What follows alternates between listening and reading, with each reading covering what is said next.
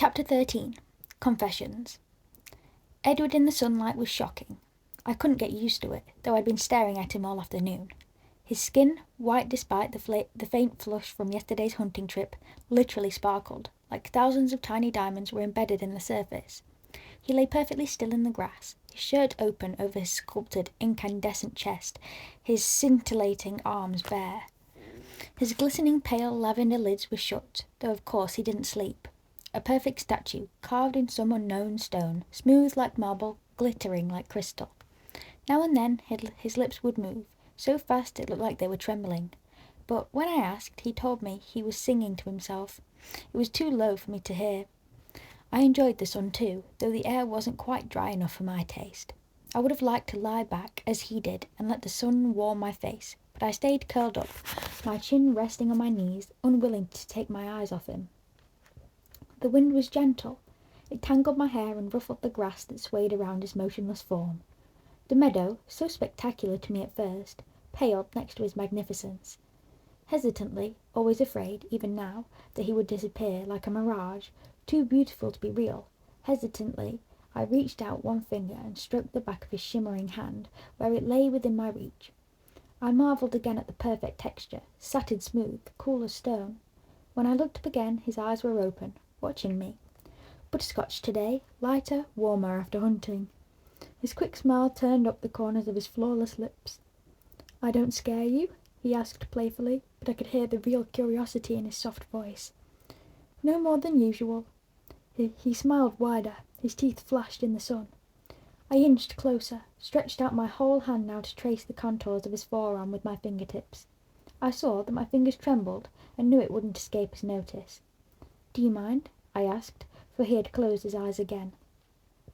"No," he said without opening his eyes. "You can't imagine how that feels," he sighed. I lightly trailed my hand over the perfect muscles of his arm, followed the faint pattern of bluish veins inside the crease at his elbow. With my other hand, I reached to turn his hand over.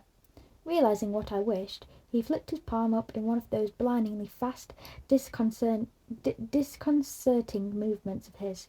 It startled me. My fingers froze on his arm for a brief second. "Sorry," he murmured. I looked up in time to see his golden eyes close again. "It's too easy to be myself with you." I lifted his hand, turning it this way and that as I watched the sun glitter on his palm. I held it closer to my face, trying to see the hidden facets in his skin. "Tell me what you're thinking," he whispered. I looked to see his eyes watching me, suddenly intent. It's still so strange for me, not knowing. You know, the rest of us feel that way all the time. It's a hard life. Did I imagine the hint of regret in his tone? But you didn't tell me. I was wishing I could know what you were thinking. I hesitated.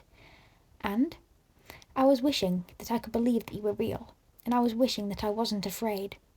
I don't want you to be afraid. His voice was just a soft murmur. I heard what he couldn't truthfully say, that I didn't need to be afraid, that there was nothing to fear. Well, that's not exactly the fear I meant, though that's certainly something to think about. So quickly that I missed his movement, he was half sitting, propped up on his arm, his left palm still in my hands. His angel's face was only a few inches from mine. I might have, should have, flinched away from his unexpected closeness, but I was unable to move. His golden eyes mesmerized me. "What are you afraid of, then?" he whispered intently. But I couldn't answer. As I had just that once before, I smelled his cool breath in my face. Sweet, delicious. The scent made my mouth water. It was unlike anything else. Instinctively, unthinkingly, I leaned closer, inhaling. And he was gone.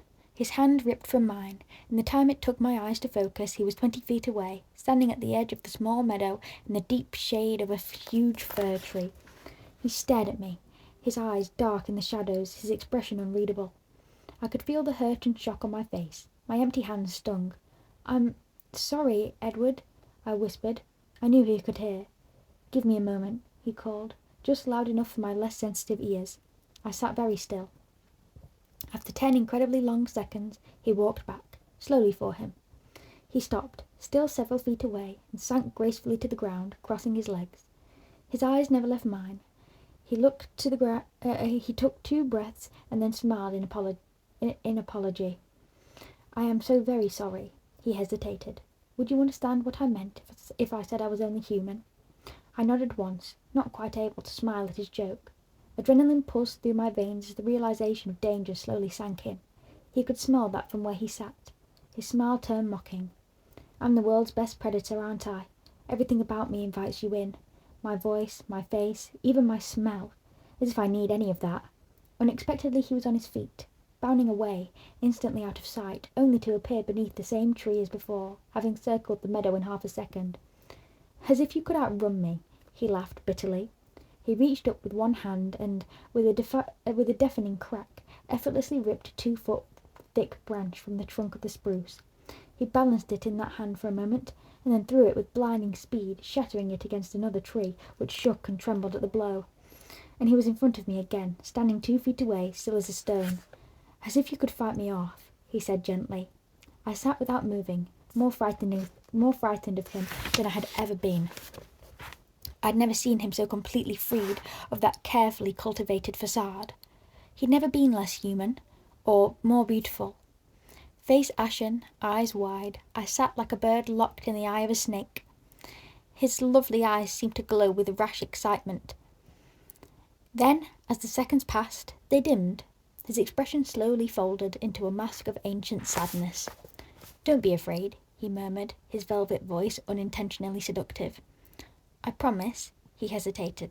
I swear not to hurt you. He seemed more concerned with convincing himself than me.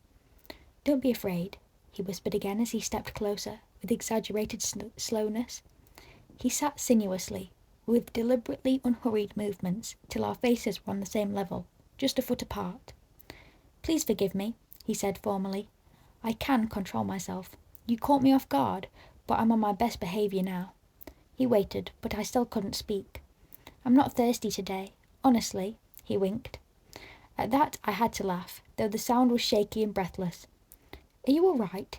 He asked tenderly, reaching out slowly, carefully, to place his marvel hand back in mine. I looked at his smooth, cold hand, and then at his eyes. They were soft, repentant. I looked back at his hand, and then deliberately returned to tracing the lines in his hand with my fingertip. I looked up and smiled timidly. His answering smile was dazzling. So, where were we, before I behaved so rudely? He asked in the gentle cadences of an earlier century. I honestly can't remember. He smiled, but his face was ashamed. I think we were talking about why you were afraid, besides the obvious reason. Oh, right. Well? I looked down at his hand and doodled aimlessly across his smooth, iridescent palm. The seconds ticked by. How easily frustrated I am, he sighed. I looked into his eyes, abruptly grasping that this was every bit as new to him as it was to me. As many years of unfathomable experience as he had, this was hard for him too. I took courage from that thought. I was afraid, because, for, well, obvious reasons, I can't stay with you, and I'm afraid that I'd like to stay with you much more than I should. I looked down at his hands as I spoke. It was difficult for me to say this out loud. Yes, he agreed slowly. That is something to be afraid of indeed, wanting to be with me. That's really not in your best interest. I frowned. I should have left long ago, he sighed. I should leave now, but I don't know if I can. I don't want you to leave, I mumbled pathetically, staring down again. Which is exactly why I should. But don't worry, I'm essentially a selfish creature. I crave your company too much to do what I should. I'm glad. Don't be. He withdrew his hand more gently this time. His voice was harsher than usual. Harsh for him, still more beautiful than any human voice. It was hard to keep up. His sudden mood changes left me always a step behind, dazed. It's not only your company I crave. Never forget that. Never forget I am more dangerous to you than I am to anyone else. He stopped, and I looked to see him gazing unseeingly into the forest. I thought for a moment. I don't think I understand exactly what you mean. By the last part, anyway, I said. He looked back at me and smiled, his mood shifting yet again. How do I explain? He mused, and without frightening you again. Without seeming to think about it, he placed his hand back in mine. I held it tightly in both of mine. He looked at our hands. That's amazingly pleasant, the warmth, he sighed. A moment passed as he assembled his thoughts. You know how everyone enjoys different flavours, he began. Some people love chocolate ice cream, others prefer strawberry. I nodded. Sorry about the food analogy. I couldn't think of another way to explain. I smiled. He smiled ruefully back. You see, every person smells different, has a different essence. If you locked an alcoholic in a room full of stale beer, he'd gladly drink it, but he could resist, if he wished to. If he were a recovering alcoholic. Now, let's say you placed in that room a glass of 100-year-old brandy, the rarest, finest cognac, and filled the room with its warm aroma. How do you think he would fare then? We sat silently, looking into each other's eyes, trying to read each other's thoughts. He broke the silence first. Maybe that's not the right comparison. Maybe it would be too easy to turn down the brandy. Perhaps I should have made our alcoholic a heroin addict instead. So what you're saying is, I'm your brand of heroin, I teased, trying to lighten the mood. He smiled swiftly, seeming to appreciate my effort. Yes, you are exactly my brand of heroin. Does that happen often? I asked. He looked across the treetops, thinking through his response. I spoke to my brothers about it. He still stared into the distance. To Jasper, every one of you is much the same. He's the most recent to join our family. It's a struggle for him to abstain at all. He hasn't had time to grow sensitive to the differences in smell, in flavour. He glanced swiftly at me, his expression apologetic. Sorry, he said. I don't mind. Please don't worry about offending me, or frightening me, or whichever. That's the way you think. I can understand, or I can try to, at least. Just explain however you can. He took a deep breath and gazed at the sky again. So, Jasper wasn't sure if he'd ever come across somebody who was as... He hesitated, looking for the right word. Appealing, as you are to me. Which makes me think not. Emmett has been on the wagon longer, so to speak, and he understood what I meant. He says twice for him. One's stronger than the other. And for you? Never. The word hung there for a moment in the warm breeze. What did Emmett do? I asked to break the silence. It was the wrong question to ask. His face grew dark, his hand clenched into a fist inside mine. He looked away. I waited, but he wasn't going to answer. I guess I know, I finally said. He lifted his eyes. His expression was wistful, pleading. Even the strongest of us fall off the wagon, don't we? What are you asking? My permission? My voice was sharper than I'd intended. I tried to make my tone kinder. I could guess what his honesty must cost him. I mean, is there no hope then? How calmly I could discuss my own death. No, no. He was instantly contrite. Of course there's hope. I mean, of course I won't. He left the sentence hanging. His eyes burned into mine. It's different for us. Emmett, these were strangers he happened across. It was a long time ago, and he wasn't as practiced, as careful as he is now. He fell silent and watched me intently as I thought it through. So if we'd met, in a dark alley or something, I trailed off. It took everything I had not to jump up in the middle of that class full of children, and... He stopped abruptly, looking away. When you walked past me, I could have ruined everything Carlisle has built for us, right then and there. If I hadn't been denying my thirst for the last, too many years, I wouldn't have been able to stop myself. He paused, scowling at the trees. He glanced at me grimly, both of us remembering. You must have thought I was possessed. I couldn't understand why. How could you hate me so quickly? To me, it was like you were some kind of demon, summoned straight from my own personal hell to ruin me. The fragrance coming off your skin. I thought it would make me deranged that first day. In that 1 hour, I thought of 100 different ways to lure you from the room with me, to get you alone, and I fought them each back, thinking of my family, what I could do to them. I had to run out, to get away before I could speak the words that would make you follow. He looked up then at my staggered expression as I tried to absorb his bitter memories. His golden eyes scorched from under his lashes, hypnotic and deadly. You would have come, he promised. I tried to speak calmly, without a doubt. He frowned down at my hands, releasing me from the force of his stare. And then, as I tried to rearrange my schedule in a pointless attempt to avoid you, you were there, in that close, warm little room. The scent was maddening. I so very nearly took you then. There was only one other frail human there, so easily dealt with. I shivered in the warm sun, seeing my memories anew through his eyes, only now grasping the danger. Poor Miss Cope. I shivered again at how close I'd come to being inadvertently responsible for her death. But I resisted. I don't know how. I forced myself not to wait for you, not to follow you from the school. It was easier outside, when I couldn't smell you any more, to think clearly, to make the right decision. I left the others near home. I was too ashamed to tell them how weak I was.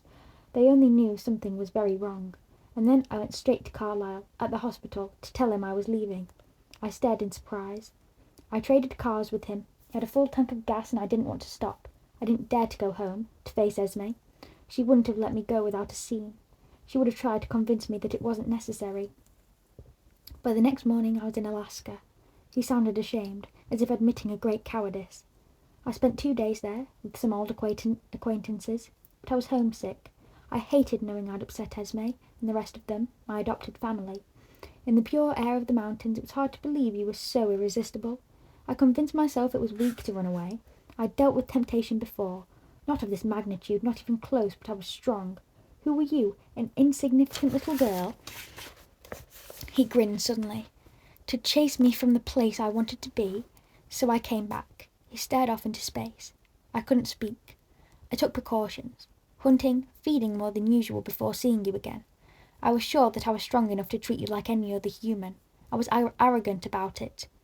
It was unquestionably a complication that I couldn't simply read your thoughts to know what your reaction was to me. I wasn't used to having to go to such circuitous measures, listening to your words in Jessica's mind. Her mind isn't very original, and it was annoying to have to stoop to that. And then I couldn't know if you really meant what you said. It was all extremely irritating. He frowned at the memory. I wanted you to forget my behaviour that first day, if possible, so I tried to talk with you like I would with any person. I was eager, actually, hoping to decipher some of your thoughts. But you were too interesting. I found myself caught up in your expressions, and every now and then you would stir the air with your hand or your hair, and the scent would stun me again. Of course, then you were nearly crushed to death in front of my eyes. Later, I thought of a perfectly good excuse for why I acted at that moment, because if I hadn't saved you, if your blood had been spilled there in front of me, I don't think I could have stopped myself from exposing us for what we are. But I only thought of that excuse later. At the time, all I could think was, not her. He closed his eyes, lost in his agonized confession. I listened, more eager than rational. Common sense told me I should be terrified. Instead, I was relieved to finally understand, and I was filled with compassion for his suffering, even now, as he confessed his craving to take my life. I finally was able to speak, though my voice was faint. In the hospital? His eyes flashed up to mine. I was appalled. I couldn't believe I had put us in danger after all, put myself in your power, you of all people, as if I needed another motive to kill you. We both flinched as that word slipped out. But it had the opposite effect, he continued quickly. I fought with Rosalie, Emmett and Jasper when they suggested that now was the time, the worst fight we've ever had. Carlisle sided with me, and Alice. He grimaced when he said her name. I couldn't imagine why. Esme told me to do whatever I had to in order to stay. He shook his head indulgently. All that next day I eavesdropped on the minds of everyone you spoke to, shocked that you had kept your word. I didn't understand you at all, but I knew that I couldn't become more involved with you. I did my very best to stay as far from you as possible, and every day the perfume of your skin, your breath, your hair, it hit me as hard as the very first day. He met my eyes again, and they were surprisingly tender. And for all that, he continued, I'd have fared better if I had exposed us all at that first moment than if now, here, with no witnesses and nothing to stop me, I were to hurt you. I was human enough to have to ask. Why? Isabella. He pronounced my full name carefully, then playfully ruffled my hair with his free hand. A shock ran through my body at his casual touch. Bella, I couldn't live with myself if I ever hurt you. You don't know how it's tortured me. He looked down, ashamed again. The thought of you, still white, cold, to never see you blush scarlet again, to never see that flash of intuition in your eyes when you see through my pretences, it will be unendurable. He lifted his glorious, agonized eyes to mine.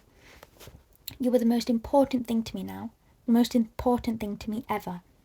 My head was spinning at the rapid change in direction our conversation had taken.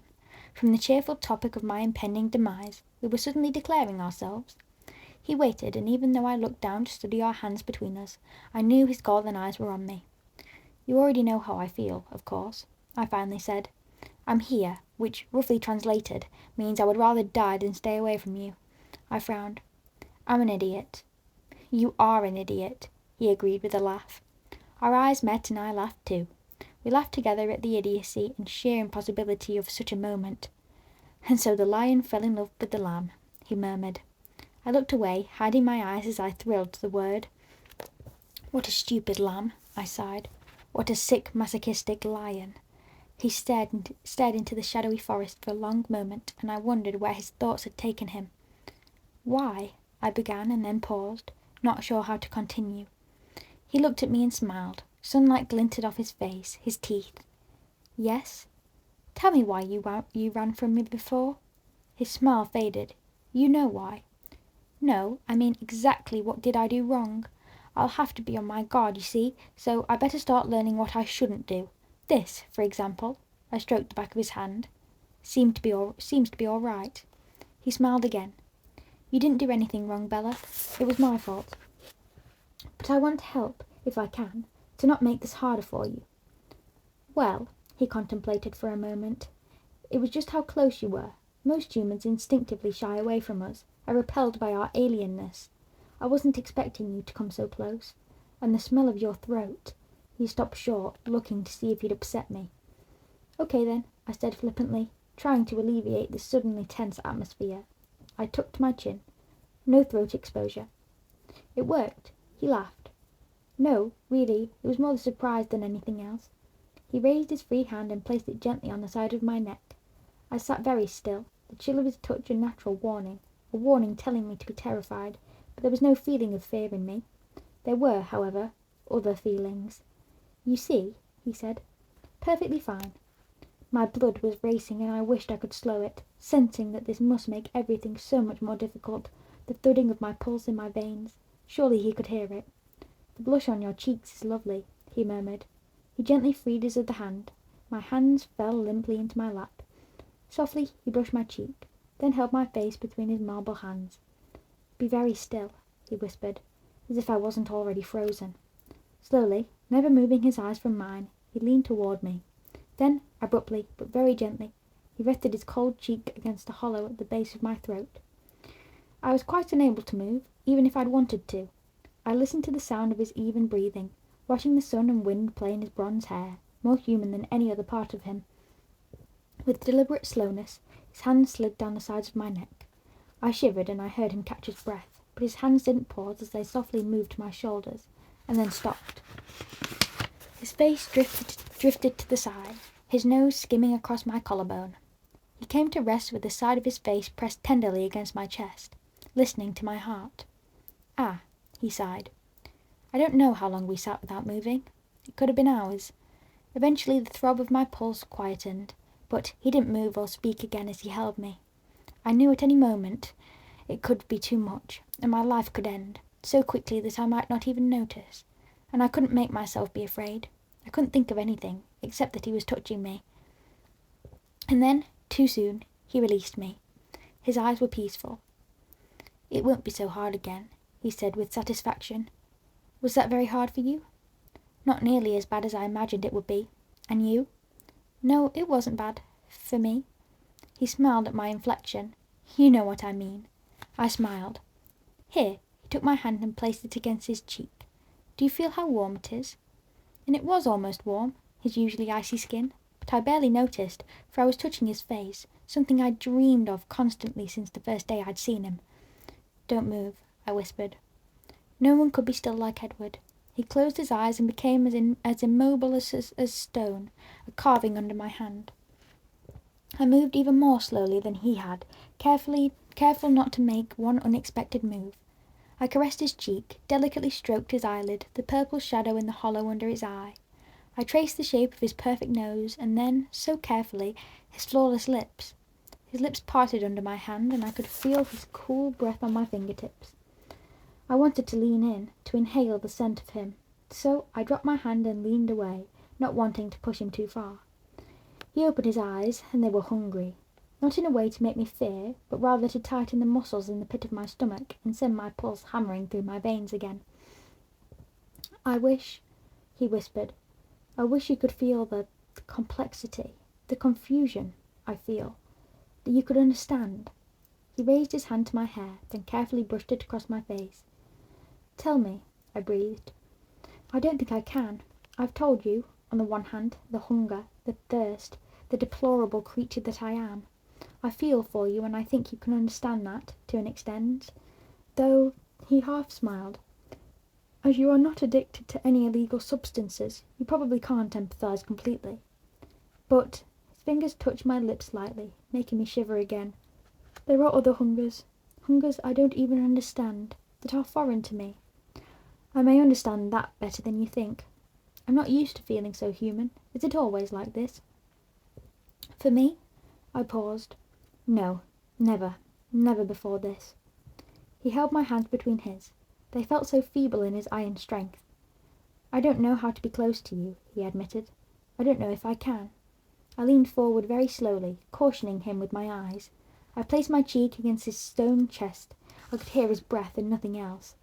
"This is enough," I sighed, closing my eyes. In a very human gesture, he put his arms around me and pressed his face against my hair. "You're better at this than you give yourself credit for," I noted. "I have human instincts. They may be buried deep, but they're there." We sat like that for another immeasurable moment. I wondered if he could be as unwilling to move as I was, but I could see the light was fading, the shadows of the forest beginning to touch us, and I sighed. "You have to go. I thought you couldn't read my mind. It's getting clearer." I could hear a smile in his voice. He took my shoulders and I looked into his face. "Can I show you something?"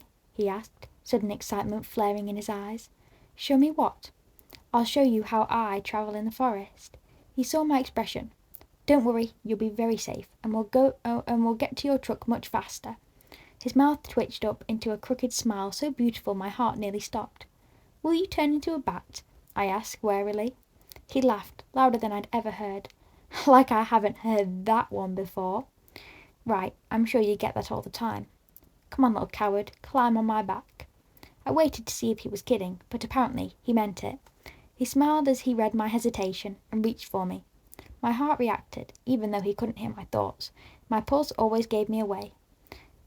He then proceeded to sling me onto his back, with very little effort on my part, besides, when in place, clamping my legs and arms so tightly around him that it would choke a normal person. It was like clinging to a stone.